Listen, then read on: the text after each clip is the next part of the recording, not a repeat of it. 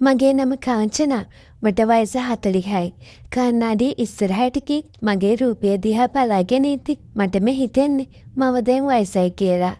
ඇත්තම කිව්වොත් මම දැන් ඇන්ටි කෙනෙක්. හිතේ හයිය තිබුණට කය ටිකක් මැලවිලා ගිහින් මගේ ජීවිතේ ලොකු හිස්තැනක් තියෙනවා. මම විවාහ වෙලා හිටියේ. ඒත් මීට අවුරුදු 10කට කලින් මගේ මහත්තයා වෙන කෙනෙක් එක්ක ගියා. එදා ඉඳන් මේ ලොකු ගෙදර මම තනියම. බිත්ති 4ට කොටු වෙලා රැයට තනියම ඇඳේ කුලි වෙලා අඬපු දවස් අනන්තයි. දරුවෙක්වත් හිටියේ නැති නිසා මගේ පාළුව මකන්න කවුරුත් හිටියේ නෑ. කාලේ ඔහොම ගලාගෙන යද්දි එක දවසක් මගේ පාසල් කාලේ ඉඳන් හිටපු හොඳම යාළුවෙක් වුණු සුනේත්‍රා මට කතා කළා. "හලෝ කාංචනා, කොහොමද බං?" සුනේත්‍රාගේ කටහඬින් මගේ හිතට ලොකු සතුටක් දැනුණා. "මම හොඳින් සුනේත්‍රා, ඔයාට කොහමද?" "ගොඩ කාලෙකින්.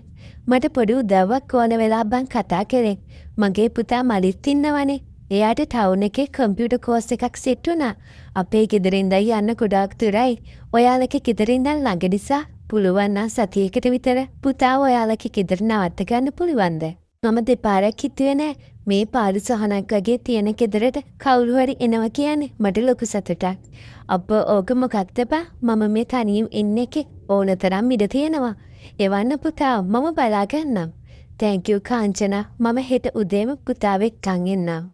පහවදා උදේ මම ගේ දොර අස්පස් කරලා කාමරයක් ලෑස්ති කළා. මම මලිත් පුතාව දැකලා තිබුණේ එයා පොඩි කාලේ. දැන් කොහොම ඇද්ද කියලා මට ලොකු කුතුහලයක් තිබුණා.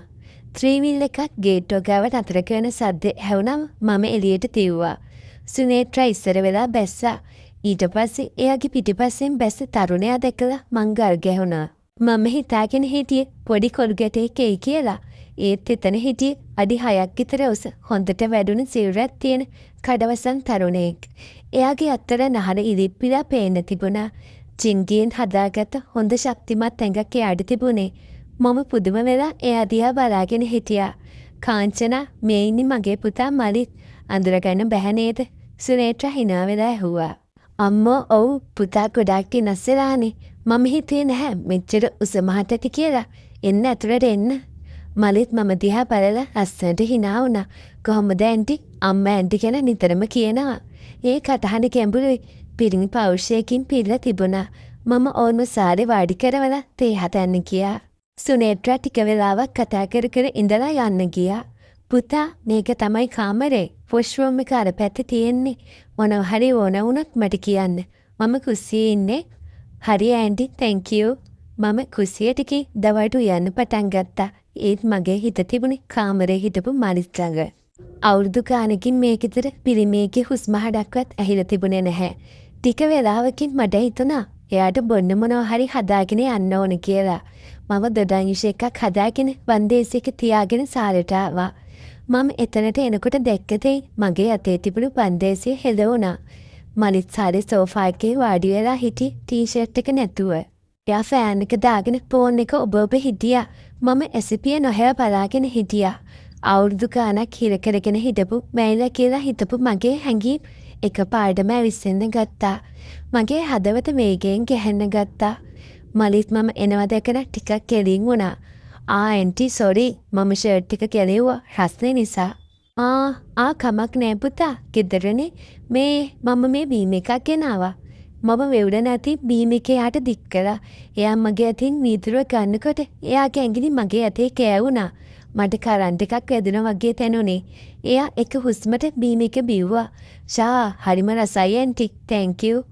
එයා ආපහු වීදුරුව දෙනකොට එයාගේ දාඩිය දාලා තිබුණු පපුව තියා මම ආසාවෙන් බැලුවා. "තව මොනවා හරි ඕනද පුතා?" "එපා ඇන්ටි. මම පොඩ්ඩක් රෙස්ට් එකක් ගන්නම්." පහුවදා ඉඳන් එයා කෝස් එකට යන්න පටන් ගත්තා. එයා හැමදාම උදේට නැගිටලා ව්‍යායාම් කරන පුරුද්දක් තිබුණා. අපේ ගෙදර පිටිපස්සේ පොඩි මිදුලක් තියෙනවා. එයා එතනට ගිහින් පුෂ් අප්ස් ගහනවා. එක්සර්සයිස් කරනවා. මම කුස්සියේ ජනේලෙන් හොරෙන් ඒ දිහා බලාගෙන ඉන්නවා. දාඩියෙන් තෙත බඩිත වෙලා මස් පිඩු තද වෙන විදිය දකිද්දි මට ඉන්න බැරි වෙනවා. ඒ තරුණ ජව සම්පන්න ශරීරයට මම ගොඩාක් ආස කළා. මම මටම බැනගත්තා. "කාංචනා, උඹට පිස්සුද? මේ යාළුවගේ පුතා. උඹ ඇන්ටි කෙනෙක්." කියලා මගේ හිත මටම කියාගත්තා. ඒත් ඒ ඇඟ දකිද්දි මගේ හැඟීම් පාලනය කරගන්න මට අමාරු වුණා. දවස් 3-4ක් ඔහම කිරිලා ගියා. අපි දෙන්න අතරේ සාමාන්‍ය කතාබහ ඇති වුණාට මා මගේ හිතේ තියෙන දේ එළියට පෙන්නුවේ නැහැ. මලිත් හරිම විනීත ළමයෙක් විදියට හිටියේ. දවසක් හවස මම නාන්න කියලා නාන කාමරේට ගියා. එදා හොඳටම වැස්ස දවසක්. මම ෂවර් එක අරගෙන වතුර දාගත්තා. සබන් ගානකම මගේ හිතේ මෙවැනි මලිත්ගේ රූපය. මට නොදැනීම මගේ ඇඟ පුරා යන්න ගත්තා. මම ඇස් පියාගෙන ඒ හැඟීම විඳිනකොටම එකපාරටම මගේ කකුල රිස්සලා ගියා. බාත්රූම් එකේ ටයිල් එක උඩ සබන් කෑල්ලක් පෑගිලා මම තඩාස් ගාලා බිම ඇදගෙන වැටුණා. අම්මෝ! මට මහා හයියෙන් කෑ ගැහුණා. මගේ වලලු කරත් එක්කම කොන්ද තරන්න බැරි වේදනාවක් ආවා. මට නැගිට ගන්න බැරි වුණා. වේදනාව වැඩිකමට මම ආයෙත් කෑ ගැහුවා. ඇන්ටි මොකද උනේ? මරිත්ගේ කටහඬ තොල් ළඟින් ඇහුණා. එයා දොරට ගහනවා. පුතේ මම ඉස්සලා වැටුණා. මට නැගිට ගන්න බෑ. මම අමාරුවෙන් කියාගත්තා. දොර අරින්න ඇන්ටි. මම එන්නද? මට කර කියා ගන්න දෙයක් නැහැ. මම ඉන්නේ උපන් ඇඳුමෙන්. ඇඟේ නූල් පොටක්වත් නැහැ. ඒත් වේදනාව ඊටත් වැඩි. මම කොහොම හරි පටකාගෙන ගිහින් දොරේ අගුල පැන්නුවා. දොර ඇරගෙන මම ආයෙත් බිම වැටුණා. මනිත්තර තල්ලු කරගෙන ඇතුළට ආවා. එයා දැක්ක තේ නිසා එයා එකපාරටම නතර වුණා. මම බාත්රූම් එකේ බිම වැටිලා ඇඟේ වතුර පේරෙනවා. කිසිම ඇඳුමක් නැතුව. පුතා මම දිහා බලාගෙන හිටි පුදුම වෙලාවකේ. එයාගේ ඇස් මගේ සිරුර දිගේ පහළට ගියා. ලැජ්ජාවයි වේදනාවයි දෙකම මට දැනුණත් මට ඒ වෙලාවේ කරන්න දෙයක් තිබුණේ නැහැ. අනේ පුතේ මගේ කකුල මම කෙන්දිරි කෑවා. මනිත්ගේ සීය ආවා වගේ එයා ඉක්මනට මගේ ළඟට ආවා. අනේ සෝරි ඇන්ටි ඉන්න මම උස්සන්නම්. එයා පහත් වෙලා මාව එයාගේ අත් දෙකට මැදි කරගෙන උස්සලා ගත්තා. එයාගේ ශක්තිමත් අත් මගේ ඇඟේ කෑවෙද්දි මගේ වේදනාව පැත්තකට විසිරලා ගියා. එයාගේ ඇඟේ උණුසුම මට හොඳටම දැනුණා. මගේ පපුව එයාගේ පපුවේ වදිනකොට මගේ හදවත කැහෙන සද්ද එයාටත් ඇහෙන්නේ නැති. මනිත් මාව වඩාගෙන කාමරයට අරගෙන ගියා. එයා මාව ඇඳ උඩින් තිබ්බේ හරිම පරිස්සමට. ඇන්ටි ඉන්න මම රෙද්දක් දෙන්නම්. එයා ඉක්මනට අල්මාරියෙන් ටවල් එකක් අරගෙන මගේ ඇඟ වැහුවා. ඊට පස්සේ එයා මගේ කකුල දිහා බැලුවා. වලලු කර උලුක්කු වෙලා වගේ ඇන්ටි මම බාම් එකක් ගන්නම්. එයා බාම් එකක් අරගෙන මගේ ඇඳ ළඟින් වාඩි වුණා. මම ඇඳ විත්තමට හේත් වෙලා එයා දිහා බලාගෙන හිටියා. එයා මගේ කකුල අත ගන්නකොට මට දැනුනේ අමුතුම හැඟීමක්. මලිත් වෙලාවකට මගේ මූණ දිහා බලනවා. එයාගේ ඇස්වල තිබුණේ වෙනස්ම බැල්මක්. අර නාන කාමරේදී දැක්ක තසන එයාගේ හිතෙන් යමක් අවදි කළා වගේ. දැන් කොහොමද ඇන්ටි? අඩුත? එයා මගේ ඇස් දිහා කෙලින්ම බලාගෙන ඇහුවා. ටිකක් අඩේ පුතා. මගේ කටහඬ වෙවුලනවා. එයා තාමත් මගේ කකුල අත ගන්නවා. ටිකෙන් ටික එයාගේ අත කකුල දිගේ උඩට එන්න පටන් ගත්තා. මම එයාව නැවැත්තුවේ නැහැ. පුතාගේ උණුසුම එක්ක මගේ හැඟීම් ඇවිස්සලා තිබුණේ. පුතා මම හැමීම මිනුවා. එයා මගේ දිහා බැලුවා. ඇයි ඇන්ටි? මම එයාගේ අතක් තදින් අල්ලගත්තා.